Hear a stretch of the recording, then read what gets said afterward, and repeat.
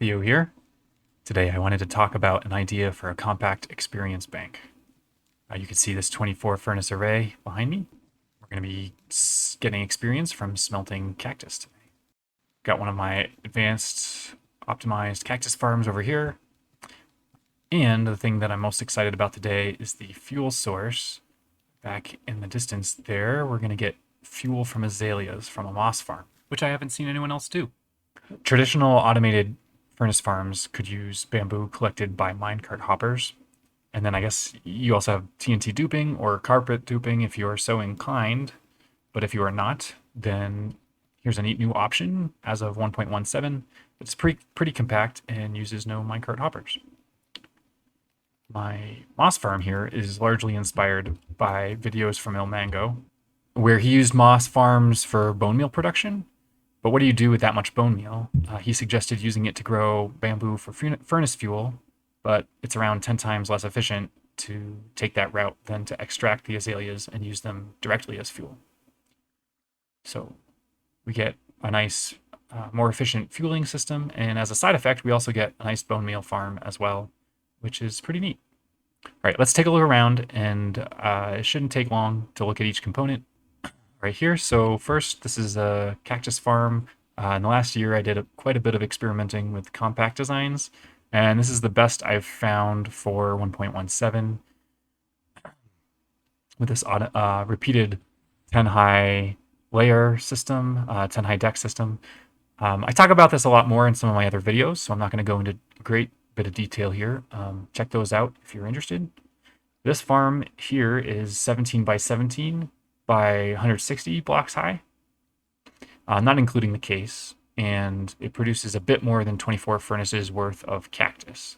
So that's about 50% higher yield than a standard space design of the same size, which is, I think, what most people tend to go with or recommend.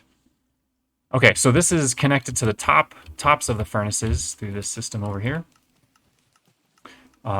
They get sent around, come back up the other side, and overflow get directed to this chest. We can take a look at kind of the rate, although I think this hopper just about keeps up with the rate that we're generating cactus. Cool. So here we go. Right, the back side of these furnaces is connected to hopper filters, which extract the azaleas. Here I was playing around with the redstone signal from cauldrons, but any kind of filter is fine. One would think that from the patch notes, regular azaleas are twice as frequently spawned by moss farms as flowering azaleas, but in fact that's not the case. So here I'm alternating like every 2 non-flowering to 1 flowering azaleas, but in fact the last farm has to be a hybrid. Sorry, the last furnace has to be a hybrid system where I'm extracting both types, regular and flowering. It's probably over here. And that's because we don't have quite enough regular azalea for 16 furnaces, and we have slightly more than enough flowering azaleas for 8 furnaces, so the difference makes up, and we get our 24 furnaces from this 4x2 moss farm array. Cool.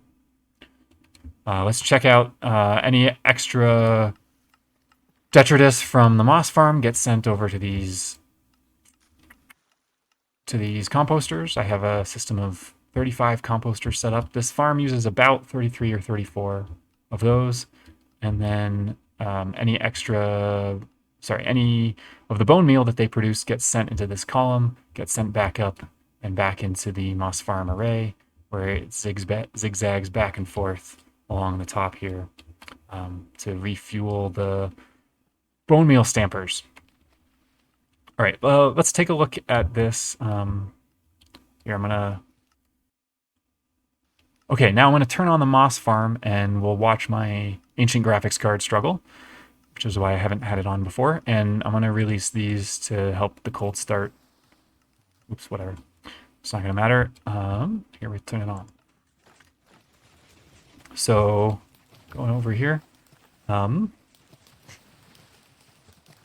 raised moss blocks are hit by bone meal, which spawns surface flora and converts stone to moss blocks below them in up to a 7x7 space, not including the corners.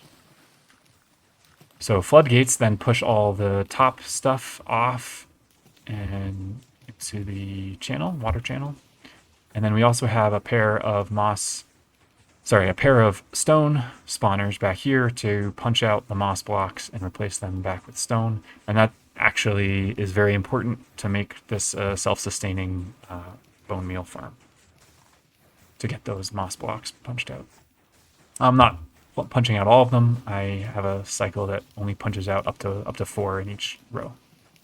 But it turns out to be plenty.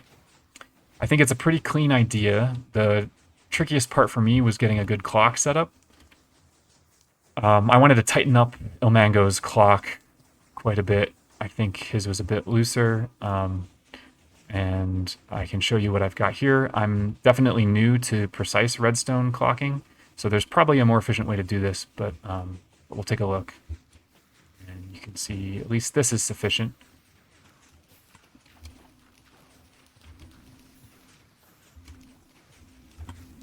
Right, so we go a tiny bit lower if I can manage it. Yeah, so here's the main control clock, which directly feeds the bone meal stampers. It's got a slight on, mostly off fader signal here. It's about as tight as we can make it before the lava starts getting finicky, so I'm pretty happy with that. Over here, there's a converter to change it into a slightly more on signal, and this is for the floodgates. This then gets inverted before it goes off to those gates. And then down here, if I can, again, manage with the lag, we have another converting signal. Oop, too far. We have another converting signal that changes it from a slight on, mostly off, to about half on, half off. That then gets sent into this edge detector that converts each edge up or down into pulse. And we have a double time pulse to handle the pistons that push into the moss blocks, and then the regular length pulse for each of the each of the stone spawners. Right, we could shave off an extra row or so from each of these layers, but the 8 high layers is really nice for redstone circuitry to make it really trivial to propagate. We can also propagate here on this side if we really wanted to. Got to set it up for that, but I wanted to test out kind of the vertical propagation. All right, okay, cool. So we're keeping 24 furnaces busy with one optimized cactus farm of size 17 by 17 by 160, not including the case. And we have 8 moss spawning blocks on a tight clock. 34 composters pretty much keep up with the moss spawners and give us a couple extra hoppers worth of bone meal. Happy to address any questions in the comments. Hopefully this video inspires you to make great things that then inspire me. The onus is now with you.